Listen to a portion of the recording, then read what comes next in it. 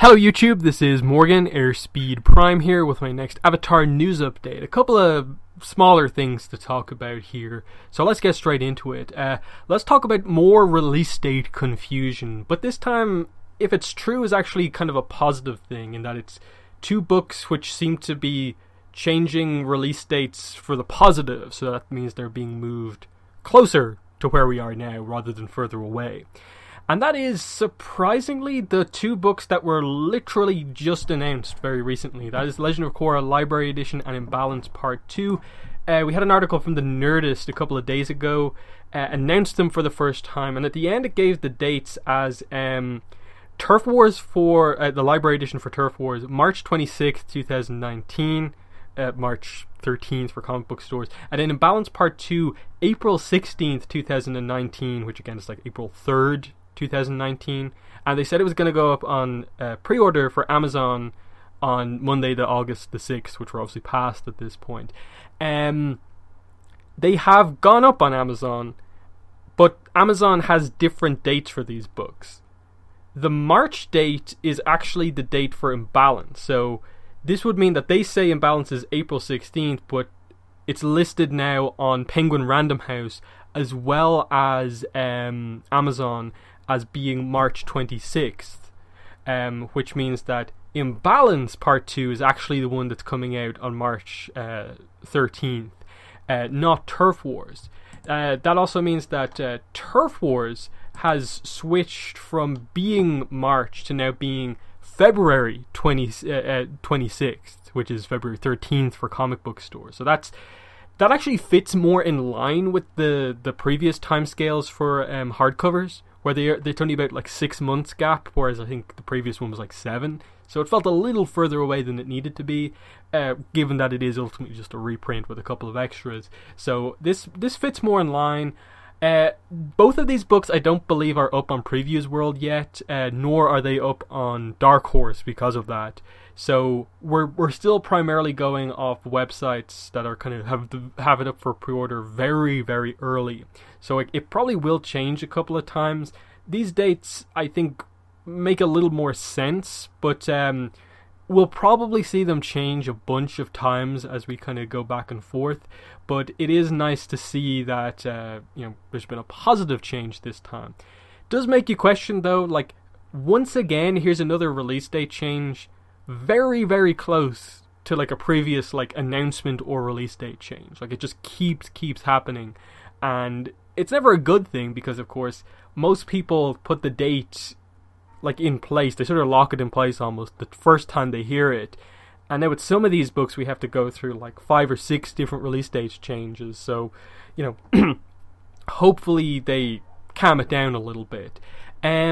Next piece of news is going to be Funko Pop related news. And that is that we have revealed what the first character is that's going to be a Avatar Funko Pop.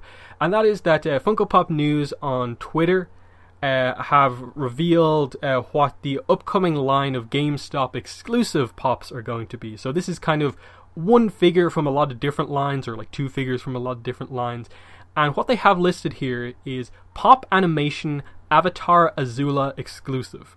So obviously this is like a product kind of listing type thing. That's why it's written kind of in a kind of code like that, rather than like Azula, like Avatar Pop Vinyl or something that kind of flows a little better.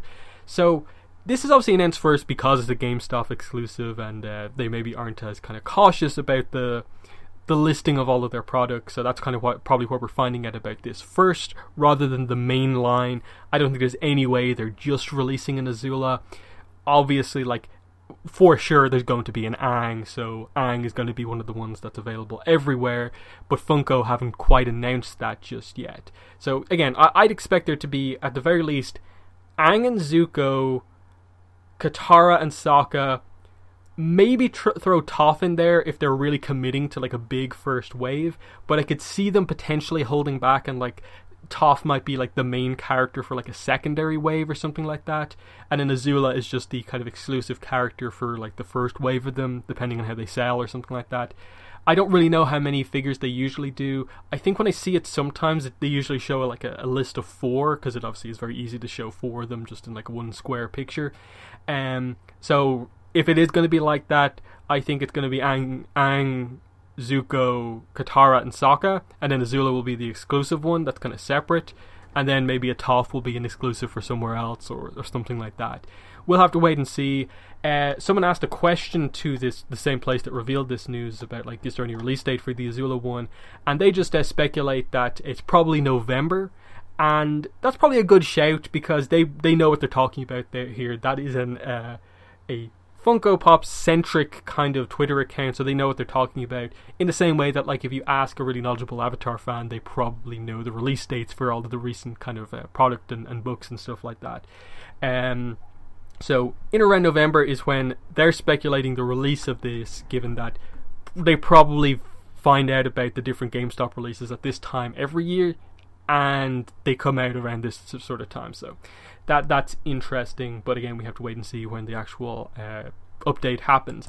Last piece of news is that Irene Co has very casually just announced that there will be more Korra comics, while at the same time, of course, as usual, saying that she won't be working on them. She says in her Tumblr post here, "This will be the last Korra book I am on, but there will be more," and in brackets she says, "Mike will continue to write," and then goes on and explains a bunch of other stuff.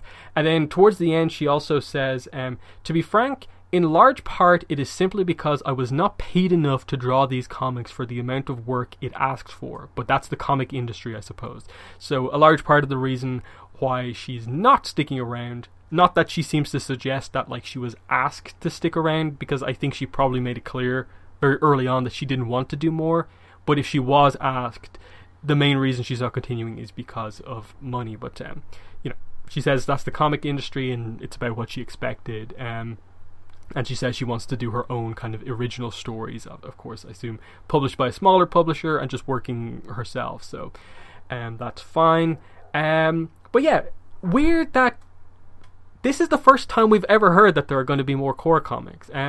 As weird as it is to say that, in that, like, really the successful Turf Wars comic series that has sold really well, even if the content of the book itself isn't great, but it has sold very, very well. Like, really, there was never any chance that they weren't going to do more, but at the same time, they never said anything, ever. Once Turf Wars was announced, they were only ever talking about Turf Wars, nothing beyond.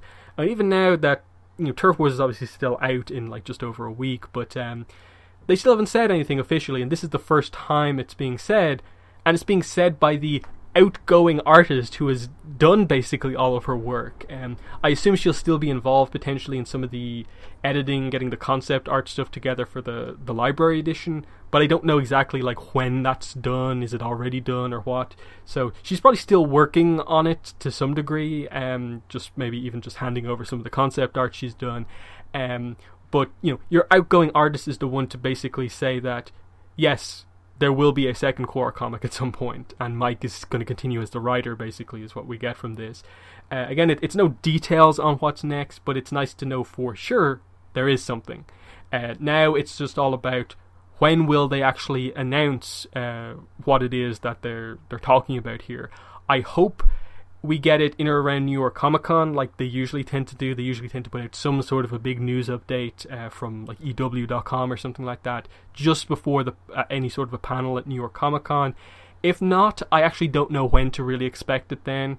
It could just be at any point in time, but I think that New York Comic Con makes sense. They skipped San Diego. They didn't have a panel there. They probably should have a panel here to talk about, like, Imbalance plus what's next for Korra comics. They have stuff to announce. And then because Irene Co's not continuing and they've known for a while, I hope they already have an artist in place and that it has been in place for a while.